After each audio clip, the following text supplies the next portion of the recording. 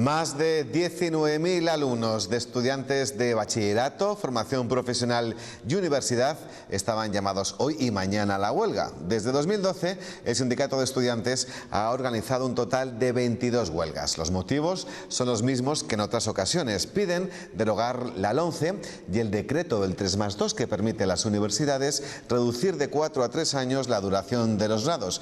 Protestan también por el precio de las matrículas y los recortes en educación. En Burgos se han secundado la huelga un 5% del alumnado. Y precisamente de la comunidad universitaria vamos a hablar ahora con el actual vicerrector y precandidato a suceder al actual rector Alfonso Murillo. Hablamos con el señor Manuel Pérez Mateos. Buenas noches, bienvenido. Buenas noches, muchas gracias. Enseguida vamos a hablar de su precandidatura, pero al hilo de la actualidad, lo que estábamos contando de esta nueva manifestación estudiantil, ¿está usted de acuerdo con estas reivindicaciones del alumnado? Sí, sin duda, sobre todo en lo que tiene que ver con el aspecto más universitario, que es el Real Decreto que todos conocemos como 3+2. Y no tanto porque no haya posibilidad o no haya lógica en el que pueda haber grados de 3 años, sino sobre todo porque no estamos en el momento más adecuado. Yo creo que desde la universidad, casi diría desde la sociedad, pues se está pidiendo pactos de Estado, se está pidiendo estabilidad legislativa. No llevamos apenas 2 promociones con el modelo, con la estructura actual de 4+1, de grados de 4 años, y claro, cambiar ahora sin haber siquiera evaluado, hay que ver cuáles son los problemas, hay que ver cuáles son las dificultades. Y desde luego lo que claramente no estoy de acuerdo, y tampoco lo está la conferencia de rectores, yo creo que la mayor parte de universidades, es en que convivan los 2 modelos, que es exactamente lo que establece ahora mismo el Real Decreto. Es decir, que haya posibilidad de que aquellas universidades que quieran tengan grados de 4 años y a la vez de 3. Por varias razones, porque eso va a inducir a una confusión grave. Un mismo grado, imaginémonos, por ejemplo, un grado en Derecho, en unas universidades de 4, en otras de 3, dan las mismas competencias. ¿Qué es lo que va a pensar el mercado laboral que tiene que absorber a esos egresados? ¿Se forman igual? ¿Van a tener la misma formación estos estudiantes? Hay demasiadas incertidumbres que no quedan despejadas en la legislación.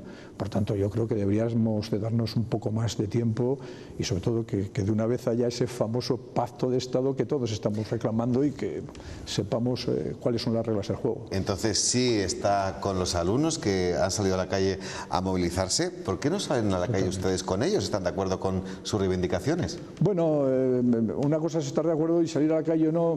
Lo que sabemos es que normalmente tampoco se consiguen grandes cosas por salir a la calle, y eso no significa que no haya de ver esas reivindicaciones, pero yo creo que cada uno tiene que estar también en su papel. Nosotros estamos y hemos ya hecho esa reivindicación ante el Ministerio. Cuando hablo de nosotros, obviamente me estoy refiriendo a los rectores, a los representantes de las universidades, que además tenemos un club que es la CRUE, que precisamente actúa de interlocutor con el Ministerio y con los partidos políticos. También protestan por los recortes en educación y por la subida del precio de las matrículas, de las tasas. Eso ya sí que es competencia nuestra, de Castilla y León. Sí, pero no de las universidades, que hay que dejarlo muy claro, porque muchas veces los estudiantes piensan que somos las universidades quienes podemos subir o bajar las tasas. Las universidades públicas no podemos hacer eso, obviamente las privadas sí, pero las públicas no podemos, se fijan por parte de la Administración Educativa, en este caso la Junta de Castilla y León, que es la que tiene competencia para establecer dentro de la horquilla que además establece el propio gobierno, el propio ministerio. Y desde luego yo también estoy en este caso al lado de los estudiantes. Yo la verdad es que estoy al lado de los estudiantes en casi todo, porque para mí el estudiante es, lógicamente, sin estudiantes no hay universidad, y por tanto para mí son muy importantes las personas, son muy importantes los profesores, son muy importantes los profesionales de administración y servicios, pero lógicamente el alumno es el que da sentido a la propia universidad, y por eso digo que suele estar de todo. Yo siempre he estado a favor del estudiante, lógicamente dentro del marco legal vigente, pero en este caso también entiendo que las tasas son muy elevadas y sobre todo que se elevaron mucho en muy poco tiempo. Entonces, ¿qué pasa? ¿Que a los rectores de las universidades de esta comunidad no se les ha escuchado suficiente desde la administración regional? Estoy convencido que una de las peticiones que me han hecho todos habrá estado relacionada con esto, con no recortes en educación y no subida de tasas. Sin duda. Evidentemente yo no soy rector, no he sido rector en este tiempo y entonces no soy el interlocutor de momento. Esperemos que esto cambie. Pero, es decir, no he sido el interlocutor directo, pero me consta que efectivamente los rectores de las universidades públicas de Castilla y León en su momento, bueno, pues hicieron esa reivindicación. Vamos a ver, hay que entender que los recortes han afectado. Es decir, que tampoco es que la administración como tal, y mucho menos la Consejería de Educación, tenga el margen de libertad que quizá cualquier estudiante piense, que es una cosa que es una decisión exclusivamente voluntariosa. Evidentemente aquí es Hacienda, bueno, lo de siempre, son los recortes los que han impuesto. Pero hombre, sin ninguna duda nosotros, y yo desde luego reivindico que hay que dedicar mayor financiación a la universidad. La universidad es un servicio público que necesita la sociedad, ¿no? Salvo que nos planteemos una sociedad sin universidades. Entonces es evidente que hay que hacer mayor esfuerzo por parte de las administraciones y por parte de los agentes sociales y políticos que tienen responsabilidad. Hablando de dinero, hoy precisamente además coincide con que todos los grupos, tanto del equipo de gobierno de la Junta como del resto de los grupos de la oposición, han firmado un documento con 14 puntos precisamente para manifestar su postura sobre el anhelado o deseado modelo de financiación autonómica. Eso también les beneficiaría a ustedes, ¿no? Sin duda, yo creo que hay que darle una vuelta al modelo de financiación de las universidades y por tanto eso procede también. Nos tenemos que replantear, ¿no? Yo comprendo lógicamente cuáles son las dificultades por las que ha pasado el país y por las que todavía estamos, pero es que yo creo que una buena forma de afrontar la crisis es a través de la sociedad del conocimiento. O sea, yo creo que las universidades tenemos soluciones para resolver la crisis. Y es justamente a través de la investigación, a través de la transferencia de conocimiento, a través del conocimiento, como se puede abordar muchas de estas soluciones. Hay que creer en ello y hay que apostar.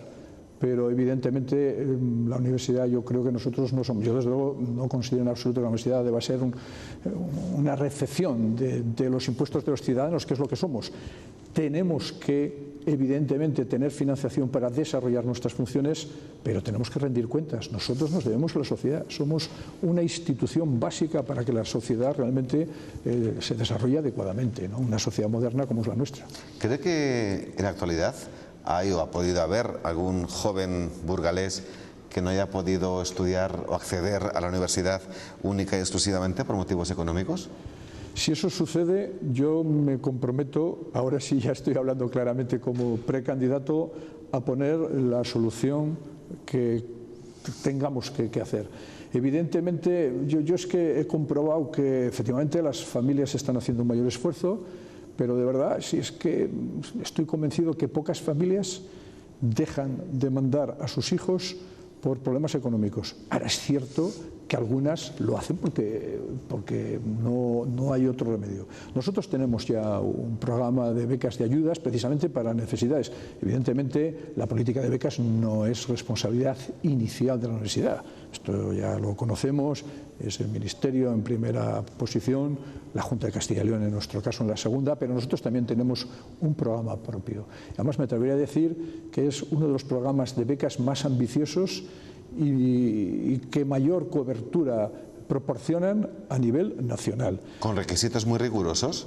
No, hombre, vamos a ver, tiene que haber siempre requisitos.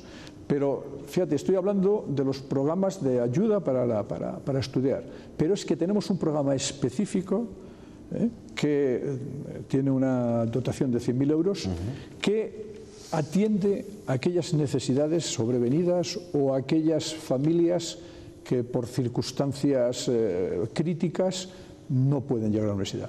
Yo estoy dispuesto, si soy rector, a incrementar ese presupuesto si es necesario. ¿En cuánto? O sea, lo que haga falta. Yo me comprometo a que no haya ninguna familia que presentando esas solicitudes y lógicamente justificándolo, esto es evidente, claro, se quede sin estudiar por un problema de financiación. Fíjate, este presupuesto que tenemos normalmente no se agota. Por eso quizá me puedo permitir el lujo de decir, pero si se agota, vamos a incrementarlo. Es decir, porque hay que garantizar que efectivamente no haya familias, no haya estudiantes que queden sin acceder a la universidad. Entiendo que el presupuesto que estaba realizado, ¿no?, o que estaba preparado para este curso académico no se ha agotado. Eso es porque no ha habido el número de solicitudes tan amplio como cabía esperar en un principio. Hablamos de este presupuesto, efectivamente no ha habido tantas solicitudes en este curso como era previsible. De todas formas, insisto, hemos apostado desde la Universidad de Burgos, y yo quiero seguir haciéndolo, bueno, pues por dar un programa ambicioso de becas, de ayudas al estudiante. Eso no significa que las familias no tengan que hacer un esfuerzo económico, eso es otra cosa, pero me consta que lo hacen. Bien, ¿cuántos estudiantes cree usted que podría albergar? ¿Cuántos estudiantes más podría acoger en la actualidad, ya mismo, la Universidad de Burgos? Bueno, nosotros yo creo que estamos preparados para acoger en torno a 9.000 estudiantes, 8.500, 9.000 estudiantes perfectamente. Hemos llegado a tener 10.000 estudiantes. Bueno, y hemos podido con ello, y además sin que se vea afectada a la calidad de la docencia, porque claro, no se trata solo de admitir a estudiantes, sino de garantizar siempre unas buenas condiciones. Pero yo estoy que en torno a 8.500, 9.000 estudiantes podríamos perfectamente garantizar esa calidad de la docencia e incluso con una cierta expansión futura. ¿Qué supone cuántos más de los que hay en la actualidad? Pues aproximadamente 1.500. 1.500 más. Ha llegado a tener 10.000 la Universidad de Burgos. Sí, ¿A qué se debe ese bajón? Hace bastantes años. Bueno, ha sido una bajada generalizada a nivel nacional y a nivel de Castilla y León. Todas las universidades públicas de Castilla y León hemos bajado y sigue bajando. ¿Por qué? Bueno, hay claramente una razón de tipo demográfico. Pero bueno, también es cierto que ha aumentado mucho la oferta. Es decir, que son varios los factores que han coincidido, pero esa bajada se está produciendo en todas las universidades. ¿Bajan las públicas y suben las privadas? Bueno, lo que suben es el número de universidades privadas, fundamentalmente.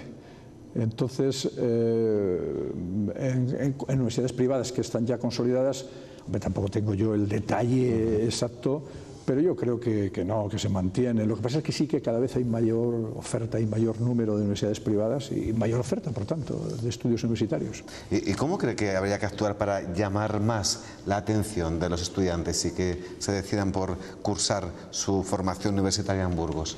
Bueno, yo tengo muchos motivos. Me parece que la Universidad de Burgos, precisamente porque tiene un tamaño pequeño, tampoco es la universidad más pequeña de España, pero por tener un tamaño moderado tiene muchas más posibilidades de tener una calidad mucho más personalizada. Por ejemplo, nosotros, voy a poner un ejemplo muy claro.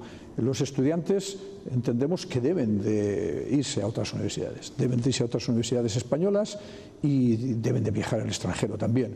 Pues tenemos programas de movilidad que normalmente no se cubren, o sea, tenemos más becas que demanda de los estudiantes. Y un estudiante nuestro puede perfectamente permitirse, y además es que tenemos muchos ejemplos, estudiar en una universidad americana que puede costar hasta 10 veces más la matrícula, porque las universidades americanas, pongo el ejemplo bueno, más paradigmático, tienen precios mucho más elevados que en nuestro país, y sin embargo paga la matrícula de Burgos, porque justamente son los programas de movilidad los que permiten ese intercambio estudiantil. Por tanto, yo creo que es importante que el estudiante se movilice. Además, el estudiante español se mueve poco en general, en comparación con otros países, pero yo animo a que lo hagan desde la Universidad de Burgos, porque primero van a tener, sobre todo en los primeros cursos, van a tener lógicamente mayor apoyo y segundo, pueden perfectamente desplazarse. Aún así, nosotros tenemos un porcentaje elevado de estudiantes, tenemos un 37% de estudiantes que proceden de fuera del distrito universitario de Burgos, es decir, que claramente tenemos una capacidad de atracción. ¿Y cree que el futuro de las universidades pasa por la enseñanza virtual, online, no presencial? Yo creo que de algunos títulos puede ser perfectamente. Yo creo que la universidad tiene que digitalizarse en general. Nosotros estamos haciendo una apuesta. Nosotros lideramos, lo digo modestia aparte, pero lideramos en Castilla y León la modalidad online, porque hemos puesto en marcha 5 grados en este tipo de modalidad y porque hemos desarrollado una estrategia y una infraestructura que también es importante para dar soporte de calidad, porque la enseñanza online no puede ser de ninguna manera una enseñanza de segunda categoría. Y para eso hay que hacerlo bien. Por eso creo que no todas las titulaciones pueden impartirse online. Aquellas titulaciones, por ejemplo, que tienen una carga experimental elevada, evidentemente puedes traer a los estudiantes durante un periodo, pero el contacto tiene que ser, nosotros en nuestras titulaciones experimentales, y es que el estudiante prácticamente está haciendo prácticas durante todo el curso. Por tanto, entendemos que ese tipo de titulaciones pues no es, por lo menos hoy por hoy, no sé si en el futuro quizá podamos desarrollar, que ya existe, sistemas, pero aún así. De todas formas, yo quiero dejar claro que la Universidad de Burgos tiene un espíritu en lo presencial, porque nuestro papel es justamente también esa docencia próxima, cercana, que se produce en mejores condiciones en muchos casos en esa enseñanza presencial. Pero en lo online también se puede tener un contacto personal con el alumno, porque las tecnologías ahora nos permiten hacer videoconferencias, nos permiten dejar vídeos, nos permiten contactar con el estudiante, es decir, la interacción con el estudiante se puede hacer también a distancia. ¿Se nota que los alumnos van en algún momento menos motivados cuando acceden a cursar su grado precisamente por la elevada tasa de desempleo que hay en el sector juvenil en España? Bueno, nuestros estudiantes, lo que pasa es que muchas veces lo que tienen es una dificultad para dar ese paso, pero esto ha sido un problema de siempre, desde el instituto, desde el bachillerato a la propia universidad. Pero yo no veo al estudiante especialmente desmotivado con respecto a lo que ha habido.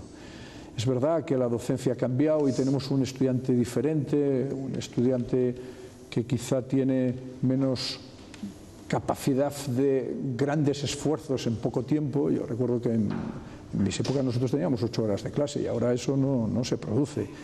Pero yo no creo que sea un estudiante sinceramente peor, ni un estudiante menos preparado, ni tampoco menos motivado.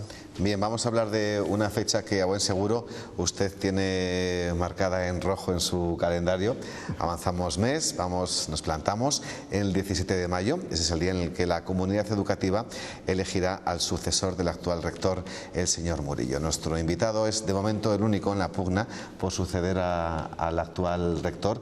Primero, ¿le sorprende que de momento solamente hay una precandidatura? Y segundo, si no le sorprende, ¿usted ha influido en algo en el que quitarse de encima, amigablemente hablando, a otros posibles interesados? No, a esto último yo no he hecho absolutamente nada por quitarme de encima a nadie. No, reitero, no amigablemente hablando. No, pero vamos, incluso amigablemente hablando, bueno, no es mi estilo y no es esto. Ahora, lo que sí que quiero en ese sentido indicar es que preparar una candidatura es un esfuerzo grande. Yo llevo muchos meses, evidentemente un tiempo de una manera discreta, como es lógico y como no puede ser de otra manera, y luego de otra manera mucho más, digamos, pública, pero preparar una candidatura es complicado. Entre otras cosas porque yo encabezo una candidatura y desde luego mi candidatura, tampoco tengo ningún problema en que haya otro planteamiento a estas cuestiones, es colectiva. Yo me presento ante la comunidad universitaria con un equipo de gente que creo que debe de ser justamente la garantía de poder solicitar con una cierta solvencia el voto. Si yo no hubiera conseguido apoyos, es decir, si yo no tuviera un grupo muy numeroso de gente muy cualificada, desde luego no me presentaría. Con las mismas características que yo tengo, bueno, pues sinceramente creo que estoy capacitado para hacerlo y tengo mucha ilusión y estoy muy motivado, pero esto se hace entre todos. Bueno, incluso ha conseguido que otro miembro del actual vicerrectorado de la universidad, la profesora y doctora Elena Vicente, inicialmente también parecía que iba a presentar su candidatura y usted ha conseguido que ella le apoye. ¿Cómo ha sido eso?